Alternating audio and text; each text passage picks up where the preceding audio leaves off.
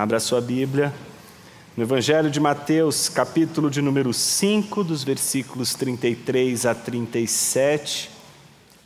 Este será o texto objeto de nossa exposição bíblica nesta manhã. O tema é o juramento. Nós vamos fazer essa leitura primeiro. Mateus, capítulo de número 5, versículos 33 a 37. Diz assim a palavra de Deus: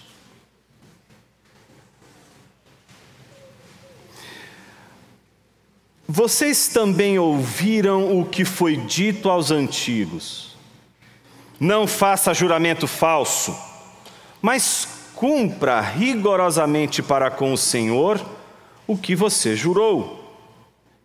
Eu, porém, lhes digo: não jurem de modo nenhum, nem pelo céu, por ser o trono de Deus, nem pela terra, por ser estrado de seus pés, nem por Jerusalém, por ser a cidade do grande rei. Não jure pela sua cabeça, porque você não pode fazer com que um só cabelo fique branco ou preto. Que a palavra de vocês seja sim, sim, não, não. O que passar disto vem do maligno. Oremos. Senhor Deus e Pai, fale conosco através de Tua palavra. Que o Senhor nos ajude a entender aquilo que o Teu Espírito nos aponta hoje nas Escrituras, revelando não só a pessoa, mas a obra de Cristo. Que possamos honrar o nome de Jesus e, pela Tua palavra, compreender como fazê-lo. Por isso rogamos a luz do Teu Espírito, no nome de Jesus, Teu Filho. Amém.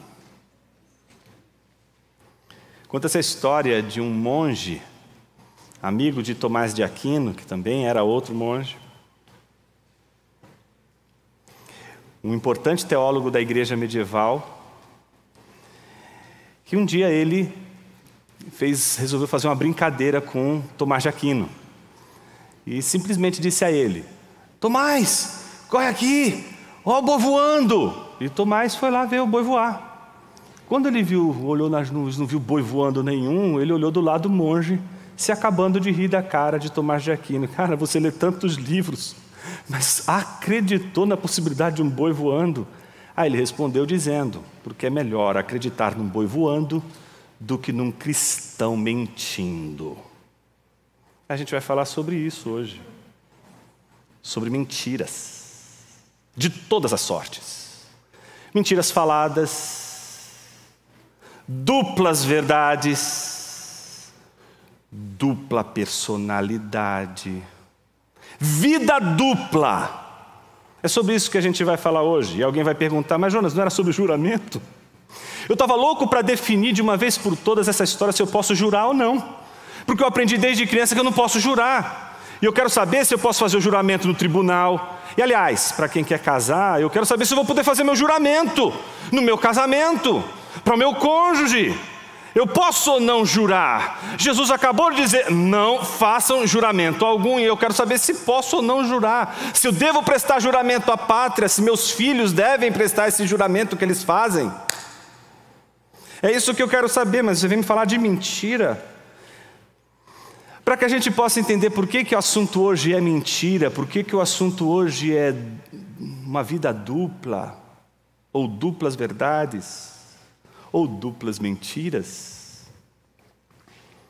A gente precisa recuperar todo o trajeto do sermão de Jesus. O sermão de Jesus começa com promessas feitas por meio de bem-aventuranças. Na sequência, Jesus estabelece ali uma missão para os seus discípulos, porque ele está dirigindo o sermão aos seus discípulos. Então, diz a eles que a missão é ser sal da terra e luz do mundo. Na sequência, diz que eles não vão conseguir realizar essa missão sem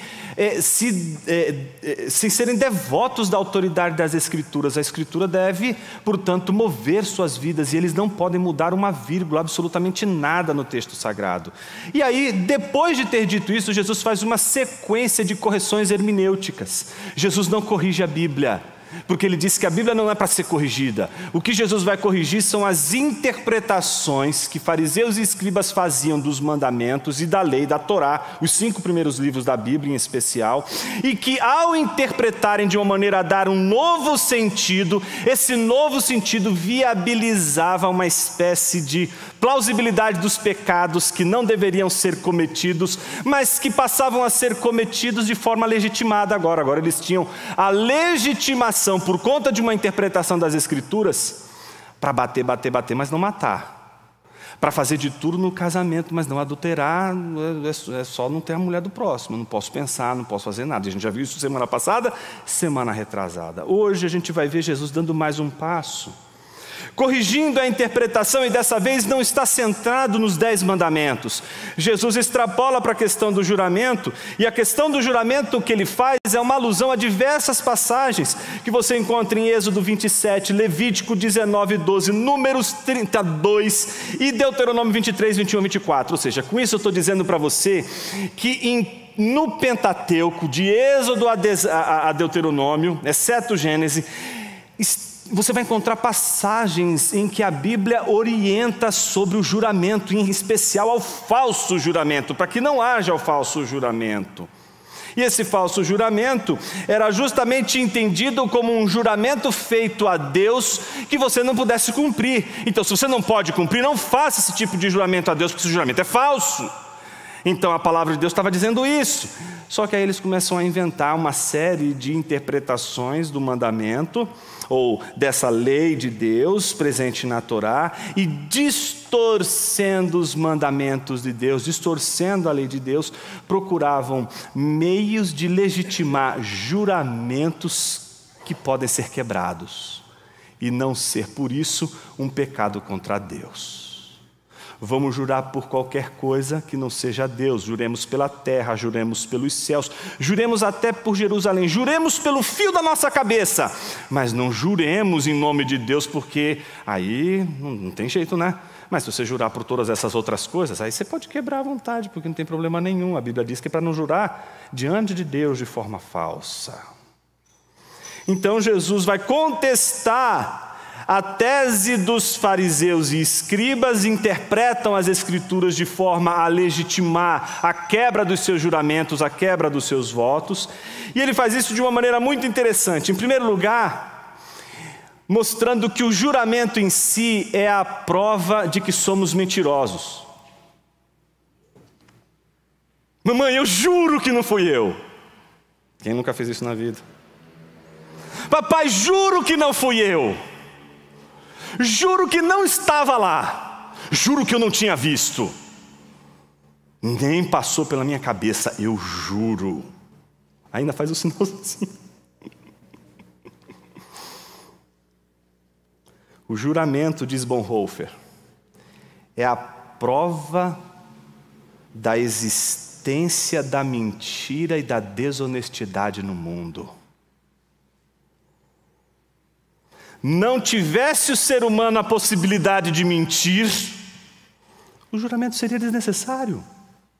Se não pudéssemos mentir, se a nós fosse a mesma natureza que a de Deus, que não é homem para que minta, nem filho do homem para que se arrependa, se a nossa natureza fosse uma natureza verdadeira e que jamais pudéssemos mentir, por que deveríamos fazer juramentos?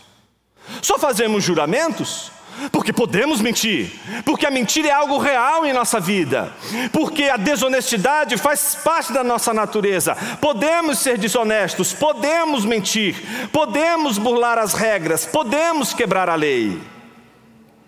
Mas Jesus vai mostrar que essa ideia do juramento deve ser retirada, não porque meramente o juramento deve ser em si visto como algo agressivo a Deus ou como algo que não agrada a Deus, mas é que esse tipo de juramento que eles estavam fazendo reinterpretado era justamente a prova cabal de suas mentiras e de suas desonestidades.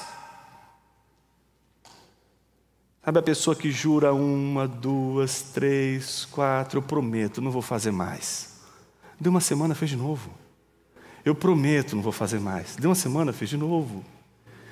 Jesus não está se referindo a um tipo de ser humano. Jesus está referindo a todos nós e as nossas promessas. Prometo que vou orar todos os dias e ler a Bíblia. Prometo que vou seguir os mandamentos de Deus sem olhar para a direita nem para a esquerda. Os discípulos não devem ser mentirosos nem desonestos. E este é o ensino de Jesus. O ensino de Jesus não é meramente com relação à formalidade do juramento. Ele mesmo estava diante de um juramento quando lhe é perguntado se tudo aquilo que é dito sobre ele é verdade. E quando ele diz, tu dizes, ele está diante já do esquema todo do juramento. Paulo, em vários momentos, vai se submeter a juramentos diante do Estado. Óbvio que a Bíblia não está aqui de forma alguma, e nem Cristo está aqui dizendo para você, não é aquela espécie de legalismo, daquele farisaísmo de que se você fizer algum juramento, então você quebrou a vontade de Deus, então você não presta nenhum juramento diante do Estado, nem diante de uma pessoa que você ama e faz votos para se casar, não é mais... pratica as mais diversas desonestidades e mentiras e vida dupla durante todos os dias de sua vida. Óbvio que Jesus não está favorecendo a hipocrisia, Jesus é contra a hipocrisia. E é por isso que Jesus ele não está aqui dizendo que o juramento não vale. O que Jesus está dizendo é que se você é discípulo, você sabe que você já não precisa mais do juramento. O juramento é para aqueles homens e mulheres que por natureza são mentirosos e não reconhecem absolutamente a sua limitação. Como Jesus vai trabalhar isso nesse ensino? Ele vai, em primeiro lugar, apresentar o ensino, como a gente vê das outras vezes. Depois ele vai dar 3 conselhos. Então o nosso sermão está dividido em 4 partes. Hoje o sermão não é batista, não é? É quadrangular. São 4 partes. Então você tem a primeira, que é o ensino de Jesus, e na sequência, 3 conselhos que Jesus vai dar. 3 conselhos. Qual é o primeiro ensino de Jesus? Está no versículo 33 e na parte A do versículo 34. Veja o que Jesus diz. Vocês ouviram o que foi dito aos antigos, não faça juramento falso. Ou certo, faça o juramento verdadeiro, mas não faça o falso. Tá certo? Mas cumpra rigorosamente para com o Senhor o que você jurou. Ou seja, aqueles juramentos que você fez diante de Deus, cumpra. Agora, aqueles que você não fez diante de Deus, aí é outra história. O que eu estou dizendo para vocês, imagine os escribas e fariseus dizendo, cumpra os votos que vocês fizeram a Deus. Mas aqueles outros votos que vocês fizeram ali, esses aí foi pela terra, esse foi pelo céu, foi pelos astros, foi pelas estrelas, tá certo? Foi pela sua mãe, juro pela minha mãe, não é? Você pode jurar pelo que você quiser. Esses daí, tudo bem, você pode até quebrar, mas os que você fez diante de Deus, não quebre. E aí o que Jesus vai dizer para eles? Não, Senhor. Eu, porém, lhes digo, não jure de modo algum. Há um contexto, então, que Jesus está dizendo o seu ensino. O contexto daqueles que estão querendo se livrar da obrigação de serem honestos, independente de juramentos. De serem verdadeiros, independente de juramentos. Jesus está trazendo toda uma estetização da confiança, para a raiz da confiança, na nossa palavra e no conhecimento de quem nós somos. Então, em primeiro lugar, Jesus está dizendo, não faça juramento algum, não porque Ele está condenando o juramento meramente, mas porque Jesus está dizendo, ele é desnecessário, se você entende que todos os juramentos que você fizer são feitos diante de Deus, e se todos os juramentos são feitos diante de Deus, porque todos estão diante de Deus, todos os seus juramentos, todas as suas promessas, todos os seus votos, até aquele que você faz com uma formiga, devem ser cumpridos. Por isso Jesus está dizendo, não faça uma fenomenologia dos juramentos. Esse aqui eu posso quebrar, aquele eu não posso quebrar, esse eu posso fazer porque é no casamento, esse eu não posso fazer porque é de César. Não, Jesus está dizendo, não faça juramento, porque agora, a partir de agora, não importa mais o juramento. Não estamos lidando com pessoas mentirosas e desonestas. Jesus está dizendo, os discípulos não são mentirosos e desonestos, por isso eles não vão apelar para isso. Ficou difícil a vida, né? Ficou difícil. Porque às vezes a gente vai descobrir, e não vai demorar muito, o quanto as nossas promessas são vazias. E é desesperador. E ao mesmo tempo encantador. Desesperador porque a gente não consegue ser fiel às nossas promessas. Encantador porque do outro lado, devemos ser imitadores daquele que não quebra uma promessa. De que as promessas que ele fez, todas elas se cumpriram e hão de cumprir. Como Jesus vai ensinar? A partir de 3 conselhos. A partir da tese de que você não deve jurar, Jesus vai dar 3 conselhos. O primeiro conselho: não jure nem pelo céu, não é? Por ser o trono de Deus, nem pela terra por ser estrado dos pés de Deus, nem por Jerusalém por ser cidade de Deus, do grande rei. Ou seja, não jure por essas 3 coisas que vocês vivem acostumados a dizer, como se elas não envolvessem Deus. Então é como se a mentalidade dos escribas e fariseus fosse a seguinte: existem coisas que não pertencem a Deus e que não dizem nada a respeito a Deus. Existem as coisas que dizem respeito a Deus. Essas a gente respeita. Aquelas, se a gente quebrar não tem problema nenhum, não vai ter nenhuma dificuldade com isso. O que Jesus está dizendo é que não existe isso. Porque o céu que você está jurando pertence a Ele. A terra que você está jurando pertence a Ele. A cidade de Jerusalém que você está jurando pertence a Ele. Pela sua mãezinha, pertence a Ele.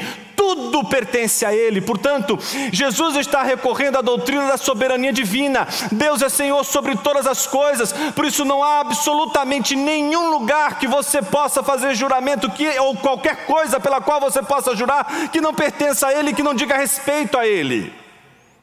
Então não adianta fazer divisões, separações do tipo: eu juro por isso, mas aí eu não estou jurando diante de Deus, então esse aqui eu posso, porque esse aqui se eu quebrar, ok.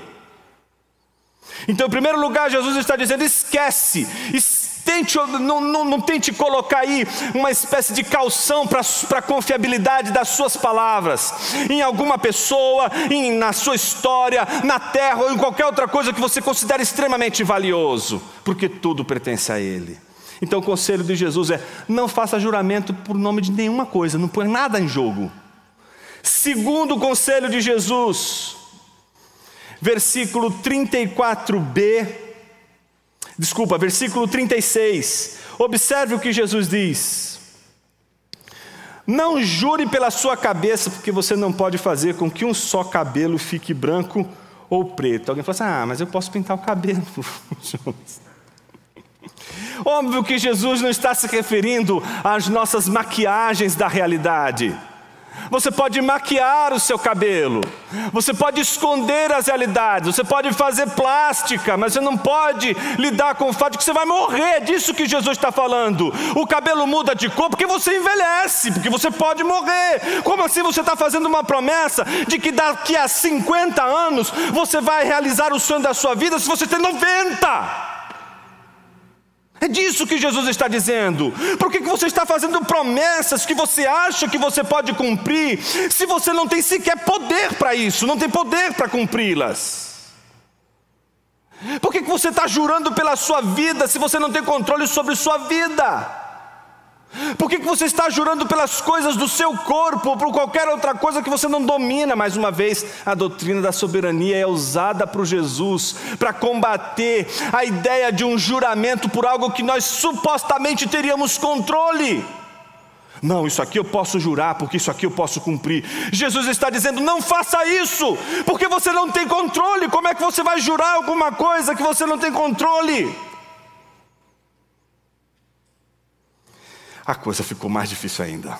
Não posso jurar pela minha mãe, não posso jurar pelo ar que eu respiro, pela minha própria vida, porque tudo pertence a Ele. Então eu tenho que cumprir todas as minhas palavras, eu tenho que honrar tudo o que eu disser. Esse é o terceiro e último conselho de Jesus. O terceiro e último conselho de Jesus está no versículo 37. Depois de duas negativas, não jure, não jure. Jesus está dizendo que a sua palavra seja sim, e quando você disser o sim, que seja o sim. Quando você disser o não, que seja o não. Jesus não está dizendo, olha, eu jurei isso, jurei aquilo. Não, seja sim ou seja não. Esse sim não tem a ver com o quê? Tem a ver com o fato de que não é um sim, eu juro pela minha mãe, sim, eu juro pelo que há de mais sagrado nessa vida. Não, esse é um sim que você tem, e você sabe, você tem toda a plena convicção de que este sim faz parte de sua responsabilidade. E se você não cumpri-lo, é você quem quebra. Você é responsável pelo sim que você dá. Você é responsável pelo não que você dá. Jesus não está querendo tirar dos seus discípulos a responsabilidade pelo sim e pelo não. Jesus está querendo que os seus discípulos sejam verdadeiros, que eles fujam da vida dupla, de afirmar uma coisa diante dos irmãos, mas depois no Twitter afirma outra. Você na sua igreja é de um jeito, lá fora você é de outro jeito. Jesus está chamando a atenção para o fato de que nós podemos dizer coisas num determinado contexto e num outro contexto simplesmente dissermos outras coisas que não têm absolutamente nada a ver, que são contrárias àquilo que foi dito só por causa do temor dos homens. Porque esse grupo aqui é de esquerda, então eu vou ficar de esquerda aqui. Porque esse grupo é de direita, eu vou ficar de direita aqui. Jesus não está de forma alguma dizendo que você deve ir para qualquer lugar e ser um camaleão, ser uma espécie de pessoa que simplesmente não se posiciona de acordo com os ventos de doutrina. Se a igreja agora pensou X e isso agora pode, agora então pode. Agora essa igreja mudou e agora tem de outra maneira totalmente diferente, agora também eu mudo. Jesus está trabalhando com a natureza das nossas convicções, da nossa maneira de viver no mundo. Num livro muito interessante chamado Confissões, livro 10, um dos que eu mais admiro nas Confissões, Agostinho diz com que fruto ele confessa a Deus. E o fruto é a verdade, o amor pela verdade. Ele abre o livro 10 dizendo, porque tu amas a verdade. Então isso significa algo profundo. Como é que alguém vai confessar para Deus uma mentira? A confissão é só para os amantes da verdade. A confissão é só para aquele que no dia do tribunal, com a ampla defesa que é permitida e que é esperada que se tenha num julgamento, é capaz de bater no peito e dizer, eu sou culpado e indefensável. Jesus está se referindo àqueles que têm a responsabilidade de saber o que é o certo e o que é o errado, porque amam a verdade. Isso só é possível por causa do corandeu. Todo o livro 10 das Confissões é aquilo que a gente poderia chamar de a estrutura que mantém ele de pé, é o corandeu. Estamos todos diante de Deus. Corandeu significa isso, diante de Deus. Então, diante de Deus estamos a nu. O que podemos esconder? Você acha que a sua vida dupla vai conseguir êxito diante de Deus? Você acha que a vida dupla que a gente alimenta, constrói e faz inclusive a sua narrativa, ela vai permanecer diante de Deus? Não. Por isso que a confissão diante de Deus, ela destrói todas as nossas tentativas de não sermos quem não somos, ou de sermos quem não somos. A confissão é aquele momento em que você tem que encarar quem você realmente é. E é nesse exato momento que os discípulos são convocados a uma autenticidade, a viverem de forma autêntica. Uma pessoa que vive de forma autêntica, em primeiro lugar, é uma pessoa que sabe que está neste mundo, e que está neste mundo por uma dádiva. Segundo lugar, uma pessoa autêntica sabe que ela pode morrer a qualquer instante, a qualquer minuto, e que, portanto, ela não vai fazer planos longos para a vida, a não ser aqueles planos que lhe cabem, aqueles que ela reconhece a sua responsabilidade, aquilo que ela sabe que não está ao alcance meramente de Deus, mas está também ao seu alcance em termos de decisões aqui e agora. Deus não vai dizer para você: esta coxinha do lado esquerdo e aquela Fanta laranja, a terceira ali, essas duas foram predestinadas para você. Certo? Mas peraí, não está tudo sob a soberania de Deus? Está sim, mas a palavra de Deus o tempo todo chama a responsabilidade humana. Você não pode jogar nas contas de Deus as suas ações atrozes, as suas ações mais terríveis. A responsabilidade humana também é pregada nas Escrituras. Não há um fio de cabelo que cai da sua cabeça que não seja pela vontade de Deus, isso é verdade. Mas tampouco é verdade você acreditar que as mãos do assassino são as mãos de Deus.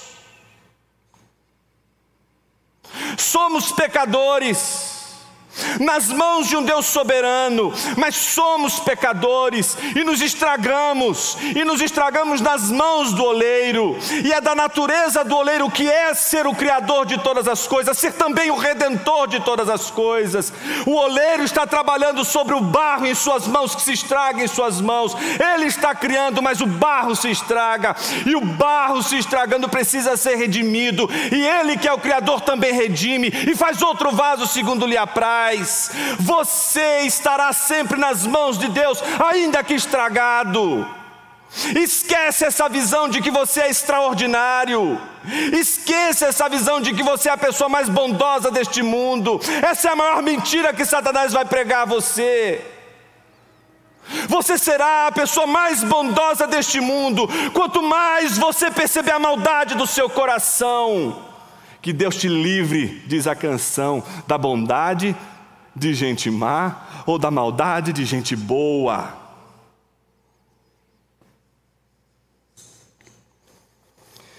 Para encerrar, o conselho para que seja o nosso sim, sim e o nosso não, não, é o conselho de um Cristo que está o tempo todo dizendo a mim e a você, não que você não faça promessas, mas de que você tenha aquela consciência de Hebreus capítulo 6, versículo 3. Pode abrir sua Bíblia aí.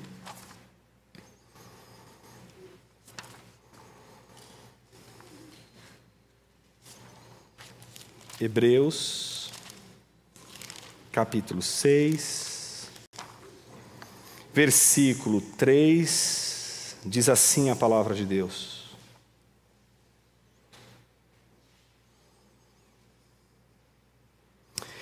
isso faremos. Isso é uma promessa. Mas o que vem a seguir? Se Deus permitir. Vamos repetir juntos?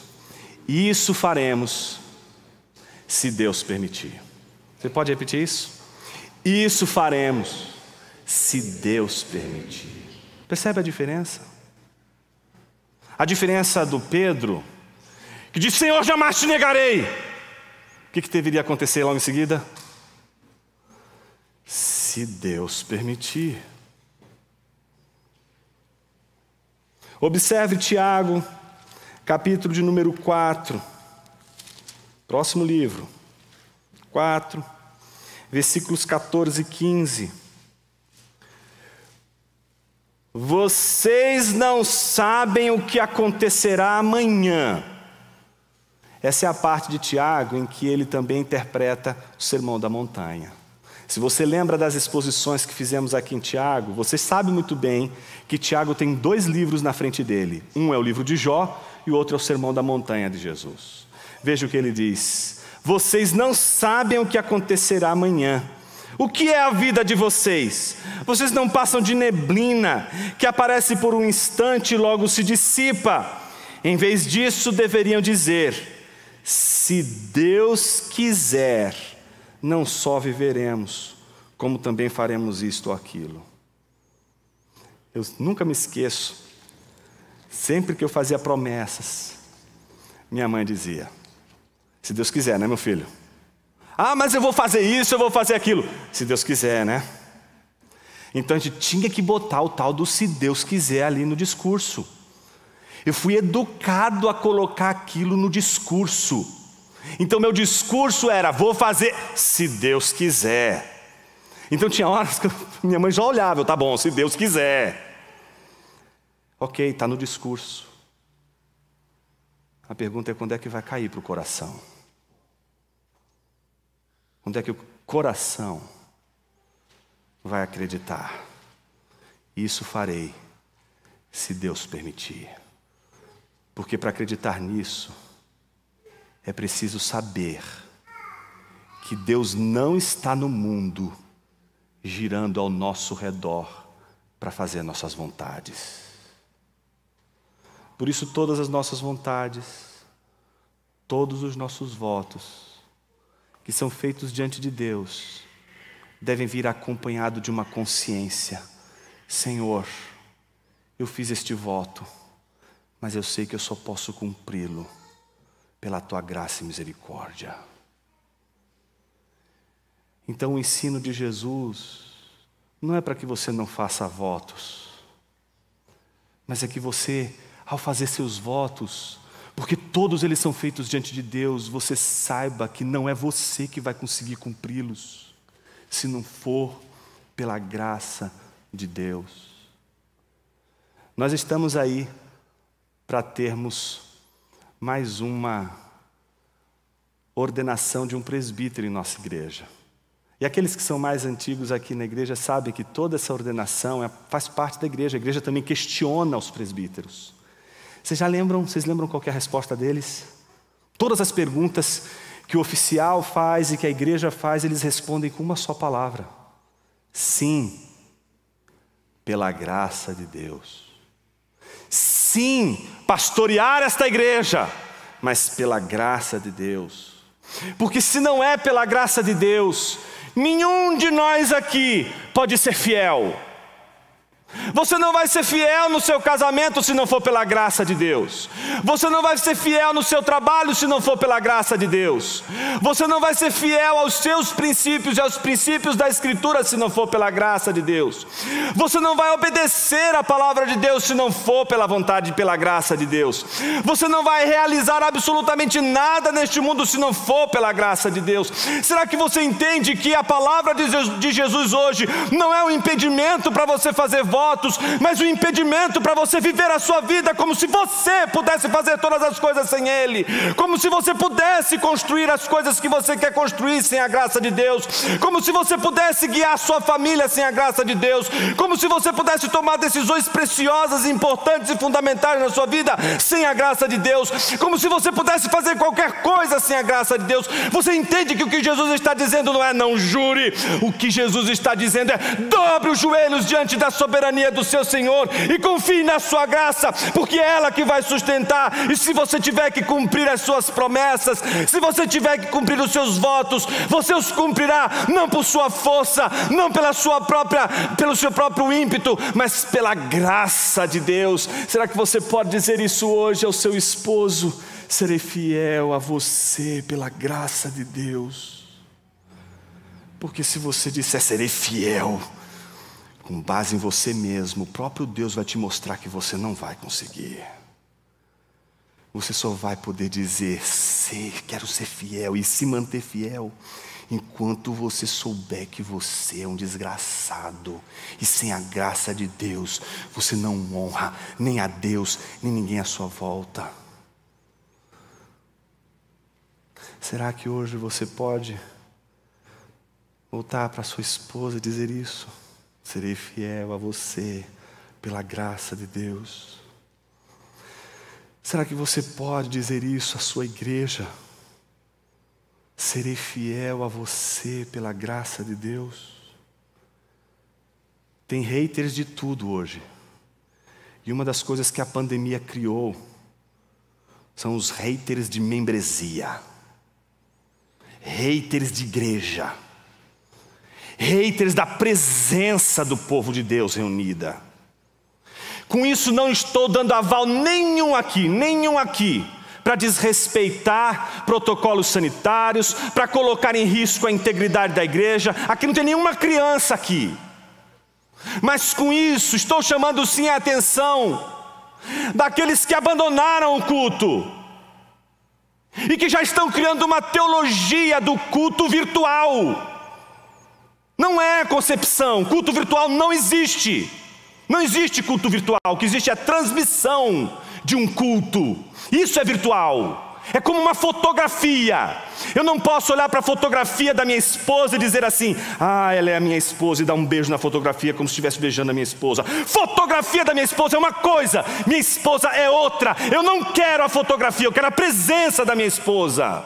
A fotografia da minha esposa só vai fazer sentido para mim se eu tiver falta dela, se ela não estiver mais presente aqui. E a sua ausência vai me causar dor, vai me causar tristeza. Por isso a foto faz sentido, porque ela não pode estar aqui. Mas o que a gente não pode é aceitar que a foto e a própria esposa são as mesmas coisas. Meus irmãos, é um absurdo, é não estudar teologia direito. E tem um monte de teólogo de botequim, teólogo de Twitter, é teólogo de 200, 300 palavras, raso como um pires, mas que tem o Google a seu favor, tem tudo a seu favor, tem os seus livros. Eles acham que livros formam a mentalidade de um teólogo, acham que um teólogo é formado por leitura. Olha que coisa insana. Nada, absolutamente nada, substitui a igreja de Cristo Jesus enquanto culto presencial. Por isso isto aqui é sofrimento. Estamos sofrendo. Cadeiras estão vazias aí, para lembrar que a igreja está sofrendo, porque hoje tem um irmão da nossa igreja sofrendo porque queria estar aqui, e é bom que não esteja, porque agora não é hora de fazer tudo aquilo que a gente faz quando é possível, mas não se pode perder de vista o fato de que ele está sofrendo. E se você que está ouvindo agora essa pregação está na internet e não sente falta da sua igreja, talvez é porque Cristo já não esteja em você. A falta da igreja é a falta daquilo que nos traz personalidade, diz quem nós somos, é compromisso. Por isso minha pergunta para você é hoje, se você é fiel à sua igreja, que você possa dizer, pela graça de Deus. Em outros tempos, a igreja não teria problema nenhum, não apenas com relação ao uso, aos cultos presenciais reduzidos, mas ela não estaria em casa sem se preocupar em como ajudar aqueles que estão sofrendo por causa da pandemia e não tem como lidar com ela. Gente de rua, gente qualquer coisa, imaginem qualquer coisa. A igreja estaria também se sacrificando por isso. Por isso, meus irmãos, o que a gente está tratando hoje não é um juramento por uma igreja simplesmente como uma tese. Não estamos discutindo uma ideia. Estamos falando da natureza da igreja de Cristo Jesus. E se você já faz tempo que não vai à sua igreja, porque você se considerou igreja, eu sou igreja, e ainda cita, olha só, cita 1 Coríntios 3,16. Jonas, a Bíblia diz, não sabeis que sois vós santuário de Deus e que o Espírito de Deus habita em vós. Uma vez que o Espírito de Deus habita em vós, qualquer um que destruir o santuário de Deus que sois vós, Deus o destruirá, porque o santuário de Deus que sois vós é sagrado. Eu sou sagrado. O sujeito esclarece que ali é plural. Não sabeis que sois vós? O Espírito habita na igreja, meus irmãos. Fruto do Espírito não tem como ter na sua casa, não. Aí o sujeito desigrejado que quer ser igreja em casa, né? Além de ele não ter problemas sérios para distribuir a ceia, porque ele vai ter que fazer alguns movimentos esquisitos, né? Para ele se servir, vai ser uma estética meio bizarra, a ceia de um indivíduo só dentro de casa. Eu queria ver como que ele vai provar do fruto do Espírito. Porque, no mínimo, se ele ler a Bíblia, ele vai descobrir que ele jamais vai poder provar do fruto do Espírito se esse fruto não for uma obra do Espírito em outra pessoa. Ele não pode comer do fruto do Espírito que Deus faz na vida dele. Porque aquilo que ele faz, aquilo que o Espírito faz na vida dele, é para uma outra pessoa. É como se Paulo estivesse dizendo que todos os membros da igreja são como árvores. A árvore não come seu fruto. Então a obra que o Espírito faz na vida de um é para que o outro coma. O desigrejado, aquele que acha que pode ser igreja sozinho, jamais vai entender o que é devorar o fruto de um irmão, que é amor, alegria, paz. Sua identidade está atrelada à sua igreja. Você será fiel a ela? Que a sua resposta seja, pela graça de Deus, que a gente permaneça firme. Oremos.